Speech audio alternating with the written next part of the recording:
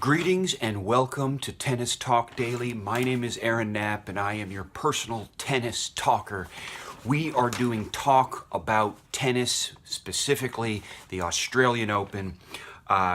Day 5 is completed and we have some fantastic results to report.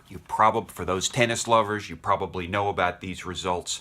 Nadal looked excellent against his opponent, Zoomer, in the third round. Will be through to the fourth round. He dealt out another couple of breadsticks. He looks mean. He looks committed.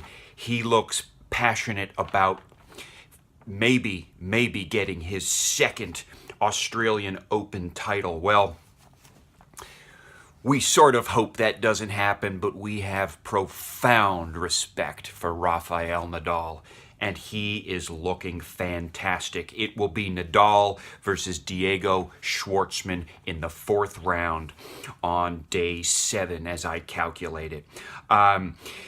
In other news, Marin Cilic made it through his third round match with Ryan Harrison. Did quite well. Those stats were looking good for Cilic again. I'm kind of confident about Cilic. I mean, I think he's certainly going to be into the quarterfinals. He's going to probably have to face Nadal in the quarterfinals. And that will be a fantastic match. It's been a while since I've seen Cilic play against Nadal, as I recall. Let me know if you have any thoughts on that. It's been a while, but I haven't looked at the head-to-head in a while. But that could be a really great quarterfinal. Grigor Dmitrov gets past the youngster Andrei Rublev in his third round match. I believe it was a 4-set match, and Rublev took the first, but then Dmitrov came back, improved, and really did well, particularly in the final 3 sets, which delivered some really interesting and good stats for Dmitrov.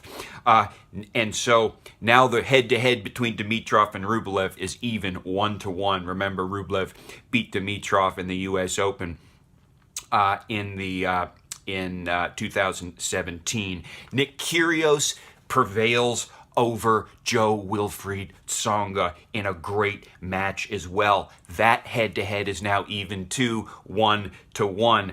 Tsonga was an idol. I mean, Nick Kyrgios is quite young compared to Tsonga, and Kyrgios has claimed that Tsonga was one of his idols.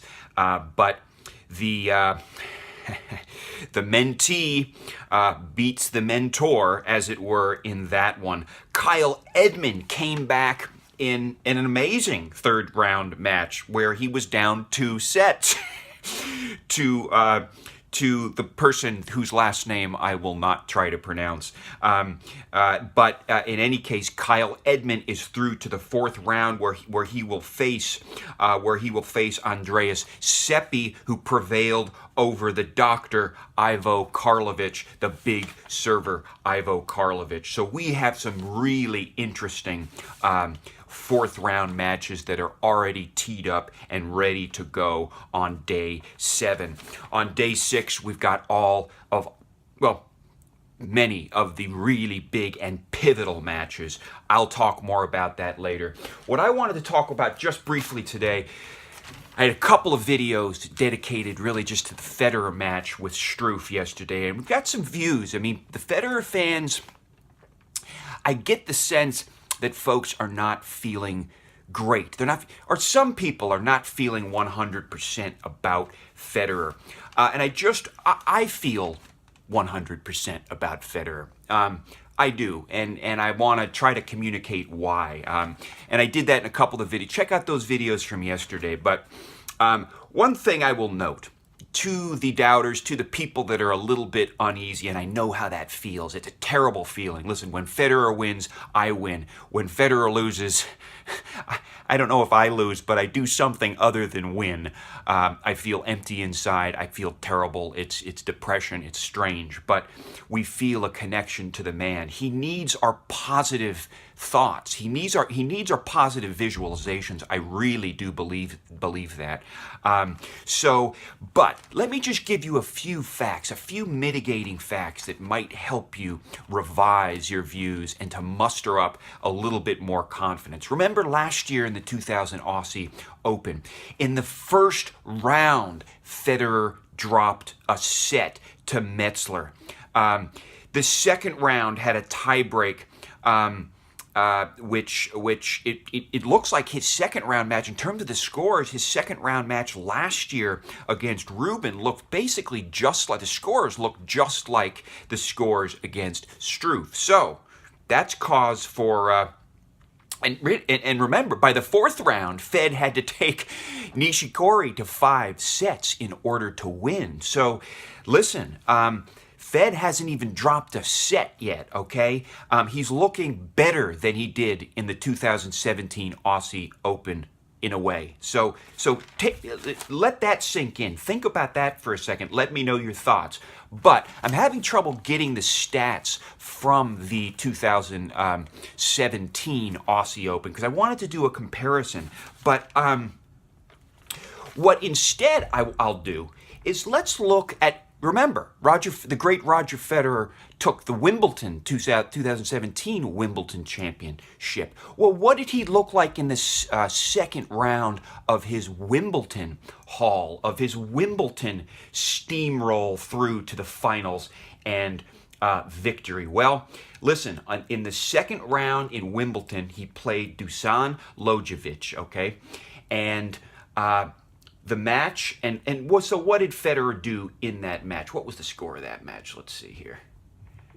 For some reason, that part. Okay, it was 7-6, 6-3, 6-2. Not all that different. Now Federer it was the first set rather than the last set that was the tiebreak, and he just creamed Lajovic in that tiebreak, which he didn't quite do with Struff the other day. It was a 7-0 score in the tiebreak for Federer.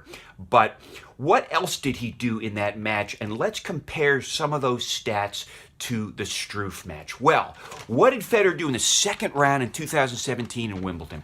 He served up 8 aces. 8 aces. How many aces did he serve up to Struff? Over twice as many, 17 aces. He served 2 double faults in the 2017 second round match against Lajovic. Only 1 against Struff. What was his first serve percentage in the second round of Wimbledon? 64%. It was a little less against Struff. It was 58%, which was disappointing. And the wins, let's see, the wins on his first serve points won basically in Wimbledon was 81, but against Struff it was 83, so it's a better percentage on his first serve there. Second serve points won in Wimbledon against Lajovic in the second round was 78%, and the wins on the second serve against Struff was 67%. So those scores are, I would say, they're comparable. It's certainly not, it's not a terrible thing. He's looking just about as good. I mean, if we just look at the stats alone, he's looking. Now, let's get a few more in here. I want to get a few more because there's some other relevant things. What about the errors, the ground stroke, unforced errors? He had 15 in the 2017 second round in Wimbledon, and he had 16 in the match with Struff. Not so bad, not a huge difference, not a big deal. What else can we look at here? In terms of the winners he hit against Lajovic, well, 30 winners he hit against Lajovic. What did he do yesterday against Struff? 36 winners. That's a good sign as well. So listen, we're just, I mean, if you look at the serve, I mean, again, the aces, I mean, he's serving just fine. He's doing really better. I mean, it was an anomaly for the low first serve percentage against Struff. But listen, I think he's doing just fine. Remember, he had already dropped a set by this time in the Aussie Open last year. He's looking on par with how he looked in the second round in Wimbledon. So that's just some. Those are some facts, and those are important facts. And again, I don't think there's a big cause for concern against Federer. And as I've stated, I think there was something in him yesterday, something in him that suggests that he will take this championship. The title of the post yesterday was, "Did Roger Federer just win the Australian Open?" There was some kind of fire, some kind of quick response mechanism, some kind of tactical sort of genius that I was seeing yesterday, and the speed, the movement, that suggests to me that he is fully prepared to take this title. So those are some stats. Let me know what you think. It's an interesting and apt comparison, I think, with the Wimbledon second round. I would like to get the second round from the 2017 Aussie Open. I can't seem to call that up. But remember, he had already dropped a set by this time in the 2017 Aussie Open. Let me know what you think. Subscribe to this channel for the essential tennis commentary. Again, I'm Aaron Knapp, your personal tennis talker, and I'm going to be talking at you about the Australian Open. I want to hear your comments. Let's do this. This is getting really exciting, and I'm telling you, these fourth round matches are already in the top half of the draw. I mean, are going to be fantastic. I mean, the Dmitrov Kyrgios is going to be epic, I think. So looking forward to it. I'll have more to post a little later today. Bye.